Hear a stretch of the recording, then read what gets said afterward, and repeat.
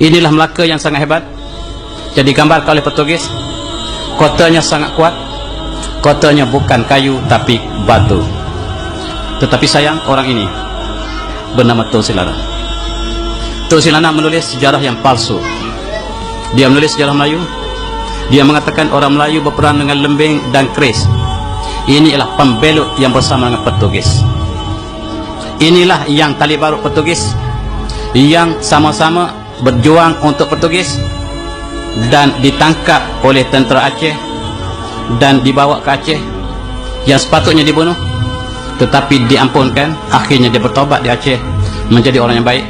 Tapi tulisannya sejarah Melayu ataupun Suratul Salatin ini mengandungi berbagai-bagai sejarah yang palsu, mengatakan orang Melayu sangat lemah, bodoh dan tidak ada teknologi sebab dia bercakap bagi Pak Portugis. Dan sayang, buku ini diisytiharkan sebagai karya agung Melayu oleh UNESCO, dan itulah sebab mereka tidak akan pilih karya ini sekiranya karya ini tidak berpihak pada mereka. Lihatlah Melaka. Kalau kapal yang dipamerkan di tepi Sungai Melaka itu kapal siapa? Kapal Portugis. Itulah pengkhianat sentiasa berada dulu, kini dan selama-lamanya.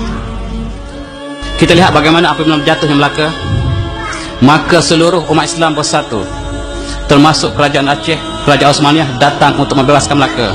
Tetapi pengkhianatnya ialah kerajaan Johor, Pahang, Lingga, Riau. Inilah pengkhianat yang belum dicatatkan dalam sejarah.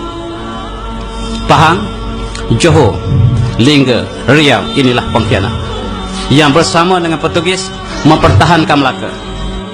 Apabila Melaka diambil alih oleh Belanda, satu kisah yang cukup sedih berlaku.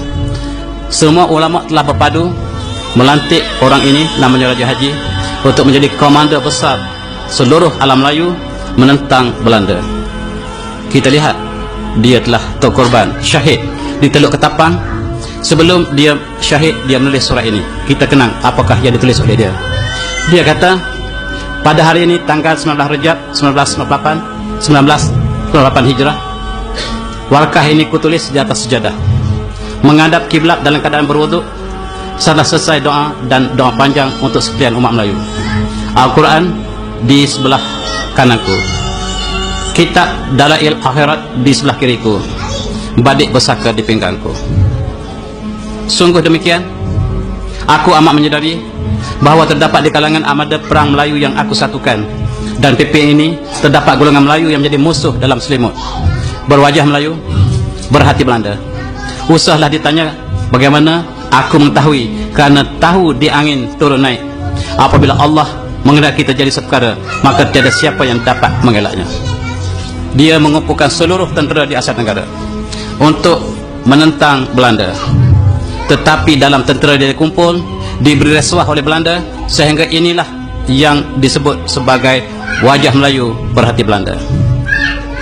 Apabila Inggris datang ke sini, berwajah Melayu berhati Inggris. Sejarah telah berulang. Ketika Portugis, berwajah Melayu berhati Portugis. Itulah sejarah bangsa ini, bangsa yang paling mudah dimanipulasikan oleh penjajah. Apa kata seterusnya oleh Raja Haji? Dia kata, biar mereka masuk menyelinap ke dalam kubu kami dan mengepung aku. Maksudnya munafik yang sedang menjadi tali barut British atau Belanda datang mengepung panglima sendiri. Syak Pasik, yakin saleh, batulah yang menjadi juada. Ini bahasa Raja Hadi. Nah, wahai si munafik, aku sekali tidak pernah takut pada kalian. Marilah kita berdepan sebagai lelaki Melayu yang sejati. Engkau kendonglah panji perjuanganmu, aku kendong panji perjuanganku. Nyawa kita di tangan Allah. Matiku di medan perang ini tandanya sentiasalah aku hidup di sisi Allah. Matimu di medan perang tandanya celakalah kamu di akhirat nanti. Mereka berani mati sehinggalah petualang bangkit daripada sujud.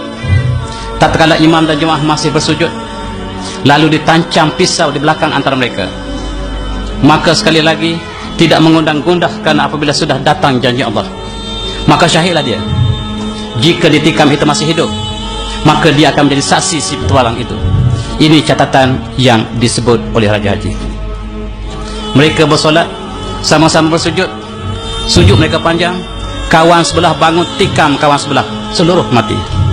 Itulah pengkhianatan yang menyebabkan Raja Haji kalah. Raja Haji sempat menulis di atas sejadah, menulis naskah ini.